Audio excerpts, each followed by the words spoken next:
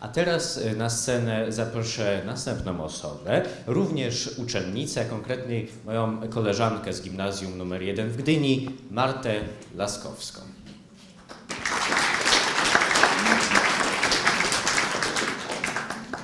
Witam wszystkich Państwa bardzo serdecznie. Tak jak już mnie Mikołaj zapowiedział, nazywam się Marta Laskowska i przyjechałam z gimnazjum nr 1 w Gdyni. Mam 14 lat i chciałabym opowiedzieć Państwu pewną historię, jak i powiedzieć kilka słów na temat swojego projektu, który dotyczył mojego najbliższego otoczenia, a mianowicie mojej ukochanej babci oraz jej seniorów, przyjaciół.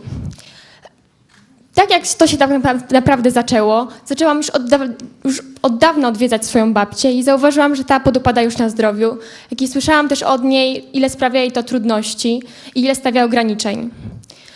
Zwykłe pójście dla nas na zakupy, pójście na pocztę czy za opłacenie rachunków dla niej było ogromnym problemem. Dlatego postanowiłam to zmienić. Niby takie błahe dla nas problemy dla niej mogły być tak naprawdę wielką rzeczą. Dlatego chciałabym, aby to dla niej również stało się przyjemnością. Dlatego wpadłam na pewien pomysł, a było nim zorganizowanie warsztatów podstawowej obsługi komputera, które miały dotyczyć oczywiście mojej babci oraz jej emerytowanych przyjaciół. Na początku przyznam się, że nie było dosyć łatwo. Chciałam już zrezygnować, ale poprzez wspaniałe wsparcie swoich rodziców oraz ich tak naprawdę ciągłą rozmowę ze mną kontynuowałam jego realizację. Na początku potrzebowałam oczywiście zorganizować odpowiednią ilość zestawu komputerów. Na początku zgłosiła się jedna, druga, trzecia osoba, aż zebrałam pełne 4 zestawy potrzebne do kontynuowania i realizowania swojego projektu, aby później też poszły na własność tak naprawdę tych seniorów. I jak później zostało tak naprawdę mi zorganizowanie miejsca pracy, a był nim dom mojej babci. I po przygotowaniu tego miejsca, po zorganizowaniu internetu bezprzewodowego Wi-Fi, mogliśmy sprawnie korzystać z internetu. Dlatego teraz wystarczyło tak naprawdę tylko czekać na gości.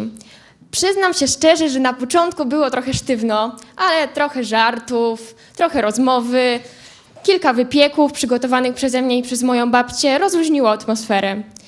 Przyznam się szczerze, że na początku wielu z nich mówiło, że to już jest za późno, że oni są za starzy, że to już jest tak naprawdę nie warto, ale ja im nie odpuszczałam, bo zobaczyłam, że po pewnym czasie robimy tak naprawdę krok w przód, a oni cieszą się z tego, że są bliżej świata i mają też więcej tematów do rozmowy z nami.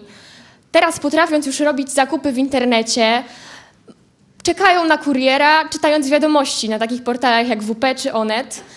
I ja na przykład wymieniam się ze swoją babcią przepisami, bo jestem fanką gotowania i pieczenia, a babcia jest tak naprawdę zdziwiona, że tak prosto można znaleźć w internecie wiele rad i przepisów związanych z jej ulubionymi daniami. A mi teraz pozostaje tylko tak naprawdę zachęcić Państwa do wspólnego działania, bo jest naprawdę dużo do zrobienia. Mamy XXI wiek, a ich radość jest bezcenna. Wystarczy odrobina zaangażowania, trochę pozytywnego nastawienia, a możemy zdziałać coś naprawdę wielkiego.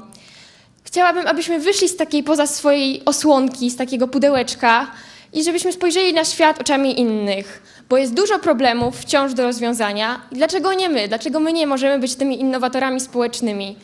Bardzo mi miło, że mogłam się z Państwem podzielić swoją historią i swoim projektem i gwarantuję Państwu, że będziecie Państwo zadowoleni z tego, że możecie wprowadzać również zmiany w świecie i będziecie Państwo czuli taką samą realizację. Bardzo dziękuję.